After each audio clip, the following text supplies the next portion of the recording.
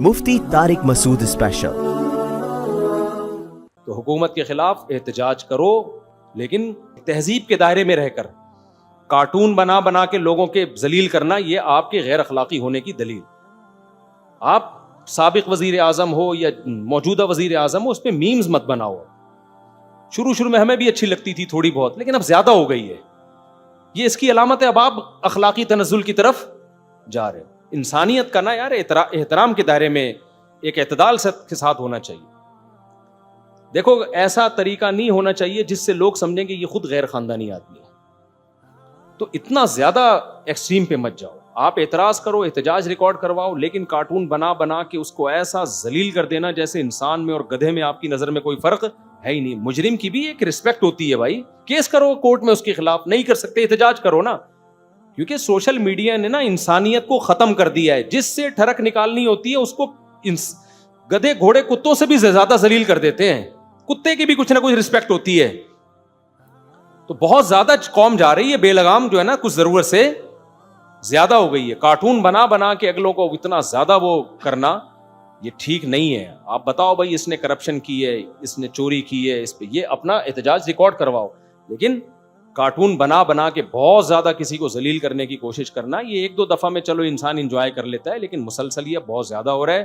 اتنا ہو رہا ہے کہ اس سے ہماری اخلاقی تربیت کا پتہ چل رہا ہے کہ یہ قوم کوئی خاندانی قوم بولو نہیں ہے۔ ان لوگوں کو نہ اختلاف کا پتہ ہے کہ کیسے اختلاف کیا جاتا ہے، نہ اظہار رائے کا پتہ ہے کہ رائے کا اظہار کیسے کیا جاتا ہے۔ تو تمیز تھوڑا سا سوشل میڈیا پہ لانے کی بولو ضرورت ہے، تھوڑی سی تمیز لانے کی ضرورت ہے کہ ہم ظالم حکومت کے خلاف، احتجاج کے خلاف نہیں ہے۔ آپ جو پازیٹیو وے میں کر سکتے ہو کرو، لیکن ملک میں افراتفری نہ پھیلاؤ، انارکی نہ پھیلاؤ ملک میں۔ اس سے ملک کو، ان حکمرانوں کا 2 ٹکے کا نقصان نہیں ہے۔ آپ جب توڑ پھوڑ کرتے ہو تو آپ کا کیا خیال ہے وزیر اعظم اپنی جیب سے وہ سڑک بنائے گا؟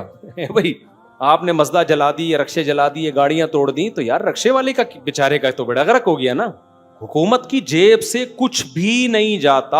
پاکستان میں ایسا نہیں ہوتا کہ اپنی جیب سے کوئی وزیر اعظم ریپیئرنگ کروا رہا ہو کنٹری کی۔ بھائی وہ پھر IMF سے قرضے لے گا اور وہ چند دنوں کے بعد اتر جائے گا، ہم قرضوں میں ڈوبتے چلے جائیں گے۔ مفتی صاحب السلام علیکم، اسلام کی تعلیمات تو آپ ہمیشہ ریاست کے ظلم و ستم سہنے کی بات کرتے ہیں، اس کی کیا وجہ ہے؟ اس موقع کا غیر جانبدارانہ بیان در حق ظاہر کریں۔ میں بھائی ریاست کے ظلم و ستم سہنے کی کبھی بھی میں بات نہیں کرتا کہ تمہیں ریاست کوٹ رہی ہے تو تم کھاتے رہو پٹتے رہو۔ میں صرف کہتا ہوں مسلح بغاوت مت کرو۔ مسلح بغاوت سمجھتے ہو؟ اسلحہ لے کے ریاست پہ چڑھنے کی کوشش مت کرو، اس سے خون خرابہ ہوگا اور ملک چلا جائے گا اسلام دشمن قوتوں کے ہاتھوں میں۔ اسلحہ نہ اٹھاؤ، اس کے علاوہ جس طرح سے احتجاج کر سکتے ہو کرو، کیونکہ شریعت نے ہمیں ریاست کے اگینسٹ اسلحہ اٹھانے سے منع کیا ہے۔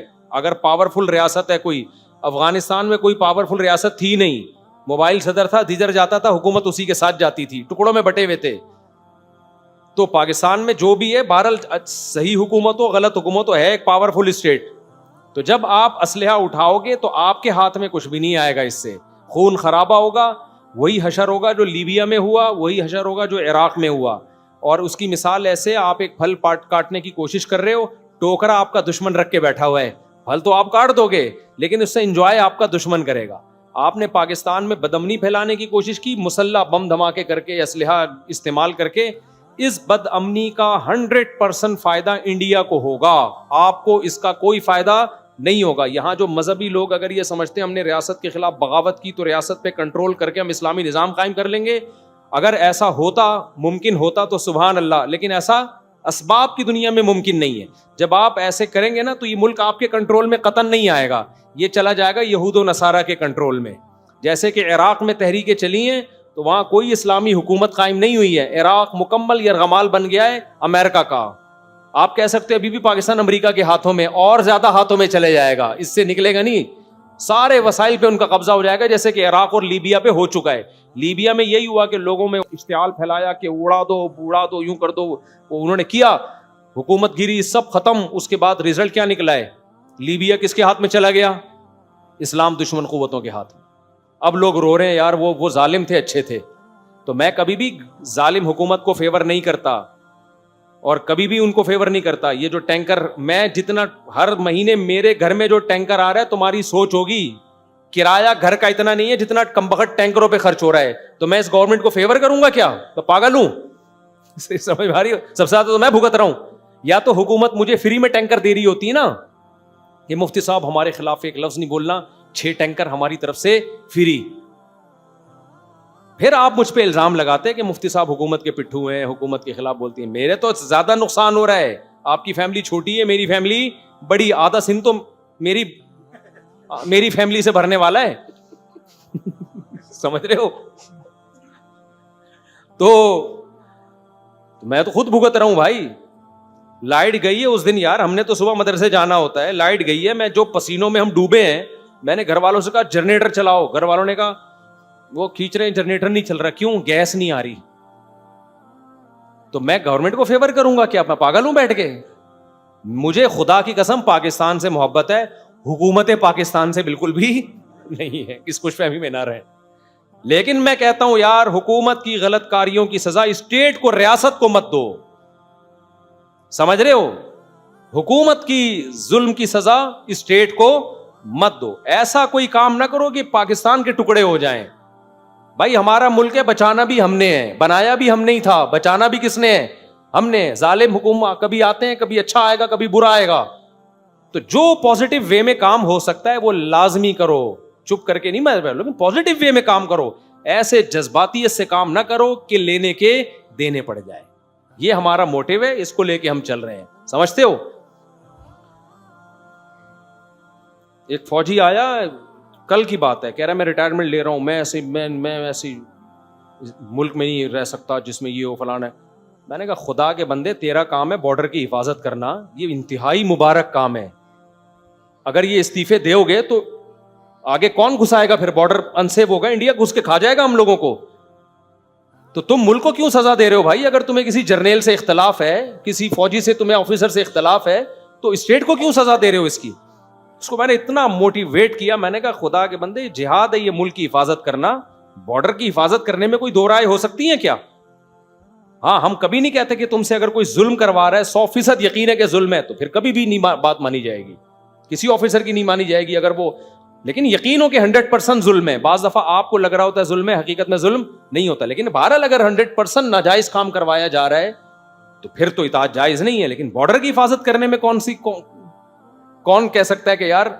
تو عجیب دماغ میڈیا نے جو ہے نا وہ اتنی پروپیگنڈا کر کے لوگوں کے دلوں میں اسٹیٹ کی نفرت پیدا کر دی ہے. بھائی دیکھو, مشکل حالات میں ہی جینا, مشکل حالات میں ہی ملک سے محبت کرنا.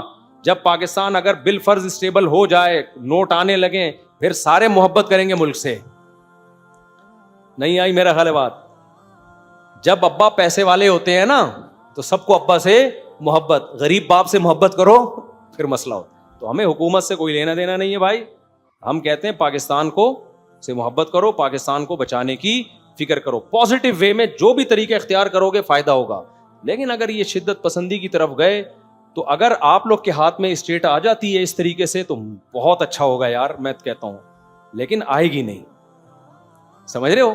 آپ یہ کرو گے, اوٹ پٹانگ حرکتیں کرو گے, اس سے آپ کو 5 روپے بھی نہیں ملیں گے. لیکن اب ان کے جتنے ماننے والے کہہ رہے ہیں قائد تو کیا ہے, زندہ باد. قائد کیا ہے؟ زندہ باد. یہ ہوتی ہے سیاست. یہ سیاست نہیں ہے بھائی, یہ کچھ اور ہے. تو بین الاقوامی طاقتیں کیا کریں گی؟ تم سے جہاد کے نام پہ ملک میں بم دھماکے کروائیں گی, تم سے جہاد کے نام پہ نظام تبدیل کرو, ہم اس نظام کو برداشت نہیں کر سکتے, یہ کر دو وہ کر دو. اس کے بعد تم سمجھو گے کل اسلام آباد پہ ہمارا قبضہ ہوگا اور ایک مضبوط خلافت عثمانیہ دوبارہ سے قائم ہو جائے گی. اس سے کخ بھی حاصل ہونے والا نہیں ہے. جو رہے سہے ہیں نا اس سے بھی جائیں گے, گلیوں میں خون بہے گا لوگوں کا. تو حکومت کے خلاف احتجاج کرو, لیکن مسلح کہ ہم خلاف ہیں. باقی جو احتجاج اور تہذیب کے دائرے میں رہ کر کہ ہم ظالم حکومت کے خلاف, احتجاج کے خلاف نہیں ہے. آپ جو پازیٹو وے میں کر سکتے ہو کرو, لیکن ملک میں افراتفری نہ پھیلاؤ, انارکی نہ پھیلاؤ ملک میں. اس سے ملک کو, ان حکمرانوں کا 2 ٹکے کا نقصان نہیں ہے. آپ جب توڑ پھوڑ کرتے ہو تو آپ کا کیا خیال ہے وزیر اعظم اپنی جیب سے وہ سڑک بنائے گا؟ بھائی آپ نے مزدہ جلا دی, یہ رکشے جلا دی, یہ گاڑیاں توڑ دی, تو یار رکشے والے کا بیچارے کا تو بڑا غرق ہو گیا نا. حکومت کی جیب سے کچھ بھی نہیں جاتا. پاکستان میں ایسا نہیں ہوتا کہ اپنی جیب سے کوئی وزیر اعظم ریپیئرنگ کروا رہا ہو کنٹری کی. بھائی وہ پھر IMF سے قرضے لے گا اور وہ چند دنوں کے بعد اتر جائے گا, ہم قرضوں میں ڈوبتے چلے جائیں گے. تو ابھی کے الیکٹرک کے خلاف احتجاج ہو رہا تھا, وہ بڑا اچھا احتجاج ہو رہا تھا. ایسے پرامن طریقے سے احتجاج کرو, روڈ پہ آ کے نا آرام سے تمیز سے بیٹھ جاؤ. بولے تمہارا باپ جب تک بجلی نہیں دے گا اس وقت ہم روڈ سے اٹھیں گے نہیں. تو دے گا, ان کا باپ بھی دے گا انشاءاللہ. کیا خیال ہے؟ یہ والا احتجاج تو کرو. کر نہیں رہے ہیں لوگ. کراچی کی عوام ایسی سست ہو گئی ہے نا کہ ان کو جتنا مرضی نچوڑ لو, انہوں نے پرامن احتجاج بھی نہیں کرنا. اب جو ڈاکوؤں کا جو راج ہے اس پہ بھی تو احتجاج ہونا چاہیے نا. آپ روڈ پہ آگے بیٹھ جاؤ بھائی, دھرنے مار کے بیٹھ جاؤ. کیا خیال ہے؟ ایسے بیٹھ جاؤ کر کے اپنا شربت وربت نیمبو ویمو گلا کے نا سبیلے لگا لو. بولو جب تک کراچی میں یہ خون گرنا بند نہیں ہوگا ہم روڈ سے ہٹیں گے نہیں. تو انشاءاللہ چند دنوں میں ٹھیک ہو جائے گا. گورنمنٹ کو پتا ہے یار روزانہ ان کی گلیوں میں 6 بندے بھی مارتے رہو, بس تعزیت کے لیے چلے جائیں گے. کہ تو آپ کے یہاں بھی ہمارے یہاں کل ہمارا مر گیا تھا, آج آپ کے یہاں مر گیا. اللہ دونوں کی مغفرت فرمائے. صبر میں اللہ نے بہت ثواب رکھا ہے. تو پتا ہوتا ہے حکومت کو یہ اس سے آگے ہلنے والی قوم نہیں ہے. تو پرامن احتجاج کرو لازمی, ہم اس میں آپ کو موٹیویٹ کر رہے ہیں, لیکن ہونا پرامن ہی چاہیے. زیادہ ادھر ادھر جانے کی کوشش کی, رکشے جلا دیے, ٹائر جلا کے اس کی دکان جلا دی, او بھائی اس سے گورنمنٹ کا نقصان نہیں ہوگا, اس سے نقصان کنٹری کا ہوگا, میرے اور آپ کا نقصان ہوگا. یہ کام مت کرو. سمجھتے ہو یہ کیا ہے کہ نیگیٹو سوچ کا خاتمہ کیسے کیا جائے؟ یہ بہت اچھا سوال ہے. آج ہر وقت منفی منفی منفی منفی سوچ کے ہماری کھوپڑی خراب ہوتی جا رہی ہے. تو تھوڑا سا اچھی چیزیں سوچنا شروع کر دو. دیکھو حضرت ڈاکٹر عبدالحی صاحب رحمہ اللہ تعالیٰ نے لکھا ہے کہ میں رات کو سوتے ہوئے یہ سوچتا ہوں کہ کیا کیا صحیح ہو رہا ہے مارکیٹ میں.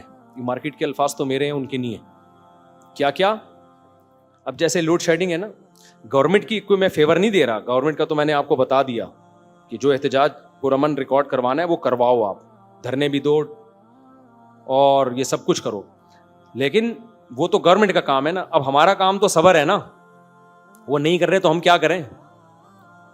تو ہم نے کیا کرنا ہے, ہم نے یہ نہیں دیکھنا لائٹ کب کب جا رہی ہے, ہم نے دیکھ رہا ہے آج دن میں 3 دفعہ پنکھا چلتے ہوئے میں نے اپنی آنکھوں سے دیکھا ہے. یہ اللہ کی کتنی بڑی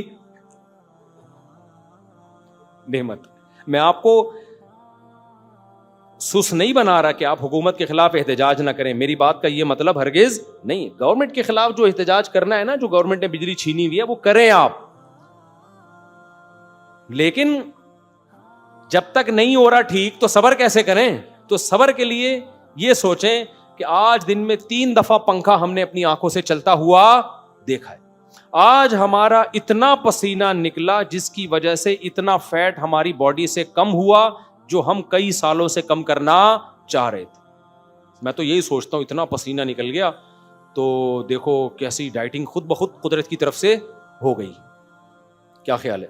یہ فائدہ ہے. تبھی تو میں گرمی کے فضائل پر بیان کیا تھا آپ لوگ کو تھوڑا سا حوصلہ دلانے کے لیے. اتنے فائدے مند ہے یقیناً پسینہ نکلنا. اتنا پسینہ نکل گیا ہمارا, سمجھ رہے ہو؟ یہ سوچا کریں. تیسری چیز یہ سوچا کریں کہ بھائی آج الحمدللہ اللہ کا بڑا فضل ہوا ہم نہیں مرے. یعنی یہ بہت بڑی نعمت ہے. آج کا دن بھی آپ کا گزر گیا کراچی میں رہ کے اور آپ نہیں مرے. کسی نے آپ کو بم دھماکے میں بھی نہیں اڑایا اور آپ کو گولی سے بھی نہیں اڑایا. آپ بس میں گئے آئے, بٹوا تھا, اور اگر بٹوا گم جائے, پرس چوری ہو جائے تو پرس چوری ہوا ہے الحمدللہ, شلوار کا ناڑا چوری نہیں ہوا, ورنہ وہ ناڑا بھی کھینچتے ہیں بالکل. عزت محفوظ رہ گئی, دولت تو آنے جانے والی چیز ہے. سمجھ رہے ہو؟ تو یہ جب کچھ دن پریکٹس کرنی پڑے گی, اس کے بعد بےزتی فیل ہونا ختم ہو جائے گی. بےزتی فیل ہونا کیا ہو جائے گی؟ ختم. تو خوش ہو جائیں گے. یہ تو میں ایک مذاق میں سمجھا رہا ہوں, لیکن مقصد یہی ہے کہ اچھی چیزیں بھی بہت ساری ہو رہی ہیں تو ان کو سوچا کرو. جب کچھ دن سوچنے کے عادی ہو جاؤ گے نا تو پھر انسان خود ہی پازیٹیو سوچنا شروع کر دیتا ہے. نیچر بھی ہوتی ہے. دیکھو ہمارے ایک ریلیٹیو ہیں, اب تو بوڑھے ہو گئے, اللہ ان کی عمر میں برکت دے. ہم بچپن سے ان کو دیکھ رہے ہیں کہ وہ ہر برے آدمی میں بھی اچھائی تلاش کر رہے ہوتے ہیں. ہمارے خاندان میں وہ مشہور ہیں کہ یار اس آدمی کے منہ سے کبھی کسی کی برائی نہیں سنی ہم نے. یہ کچھ لوگوں میں ہوتا ہے. مثال کے طور پر کوئی چوری کرتے ہوئے پکڑا جائے گا نا تو وہ کیا کہیں گے, یار اصل میں غربت اتنی ہے, بیچارے نے کیا کر لیتا, تو وہ اس کو بھی فیور دے رہے ہوں گے. مجھے یاد ہے میں بچپن میں اسکول میں میرے نمبر کم آئے, میں چوتھی کلاس میں تھا, میرے نمبر کم آ گئے. اب مجھے تھا میرے گھر والے مجھے ڈانٹیں گے, تو وہ ہمارے رشتے میں دور کے چچا لگتے ہیں, تو وہ ان کو جب پتا چلا, اچھا سب میں میری بےزتی ہو رہی ہے نا, سب کہ یار نمبر کم آئے ہیں اس کے. اچھا نمبر کم آ کے بھی سیکنڈ آیا تھا میں, تو نمبر کم ہے, مجھے بےزتی فیل ہو رہی ہے, بھائی بھی, والدہ بھی, والد بھی, سب. وہ آئے, انہوں نے مجھ سے پوچھا کہ بیٹا نمبر کم کیوں ہے. میں نے کہا اسکول میں پڑھائی نہیں ہے. تو وہ مجھے فیور دینے لگے, کہتے ہیں بھائی نمبر بیچارے کے کم کیوں, جب اسکول میں پڑھائی نہیں ہوگی تو نمبر کیا ہوں گے. تو اس کا قصور مجھے لگا یار ایک ہی بندہ ہے جو مجھے حوصلہ دے رہا ہے, ایک ہی بندہ ہے, وہ ان کی عادت ہے. یہ بعض لوگ اللہ نے بنائے ایسے ہیں, حالانکہ ان کو کوئی ٹریننگ نہیں لی, انہوں نے کہیں سے تربیت نہیں کی, انہوں نے بس وہ ہر چیز میں نا پازیٹیوٹی. اور بعض لوگ بالکل اس کے الٹے ہوتے ہیں, ان کو کوئی اتنا بڑا کیڑا تو نہیں کہنا چاہیے مسجد میں, کیا کہہ سکتے ہیں, یعنی انسینٹ, وہ کیا ہوتا ہے, انسیکٹ, سوری. تو یعنی یہ بھی مناسب نہیں, مسجد میں ایسی باتیں نہیں کرنی چاہیے. بہرحال جو بھی تھا, ان کو بعض لوگوں کو ایسا ہوتا ہے کہ وہ ہر اچھی چیز میں بھی کیڑے ہی نکال رہے ہوتے ہیں بیٹھ کے.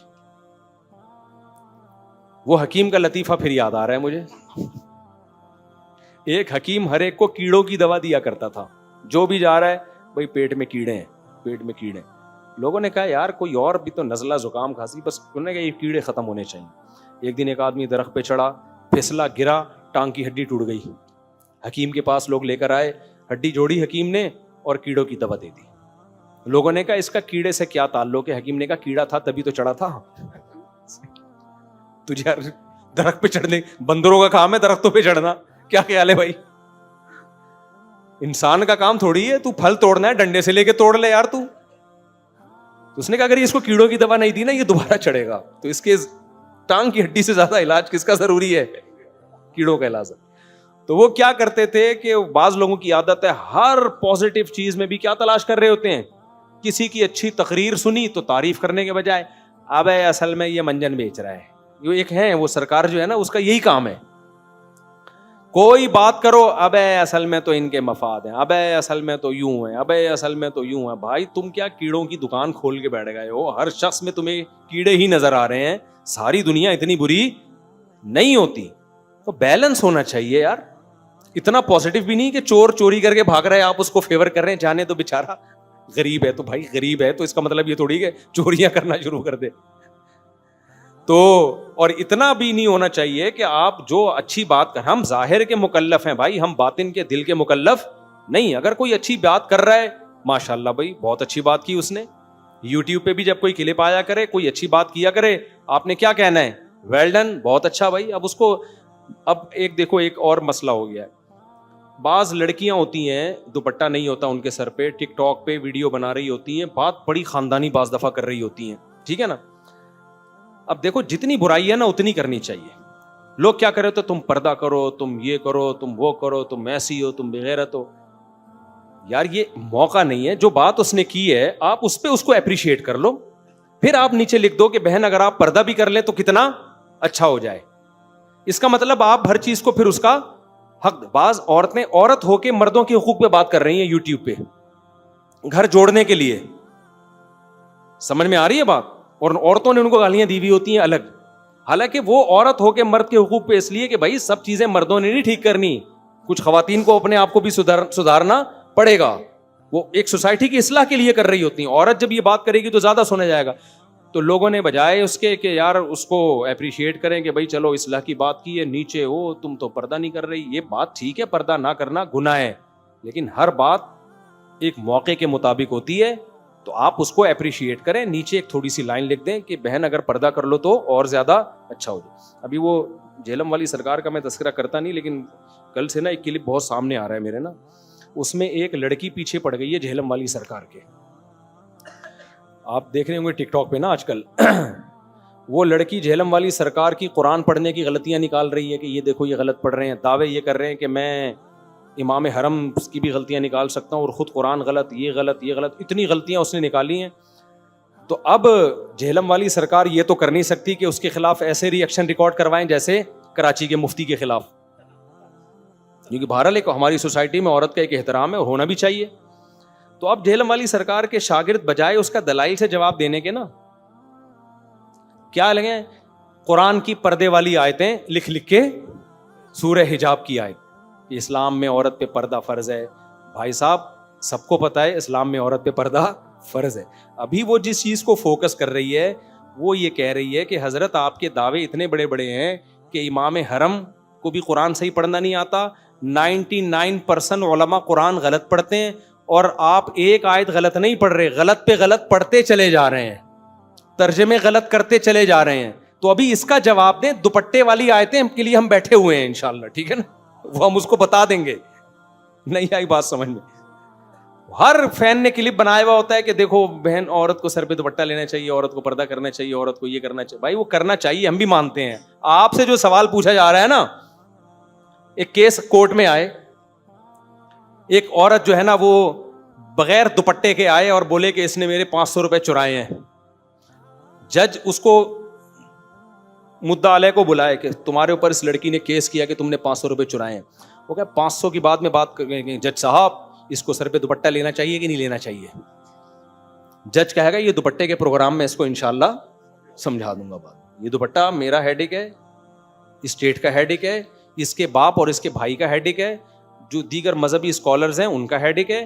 فی الحال آپ پہ جو الزام لگ رہا ہے نا, آپ کیا کریں اس کا جواب دیں. تو جہلم والی سرکار کے فینس کی, سرکار سے تو میں خطاب نہیں کر رہا, جہلم والی سرکار کے جو اسٹوڈنٹس ہیں نا, میں ان سے خطاب کر رہا ہوں کہ وہ لڑکی جو دلائل, بہت مضبوط دلائل سے بات کر رہی ہے, وہ آپ نے ہماری باتوں کو تو اڑا دیا.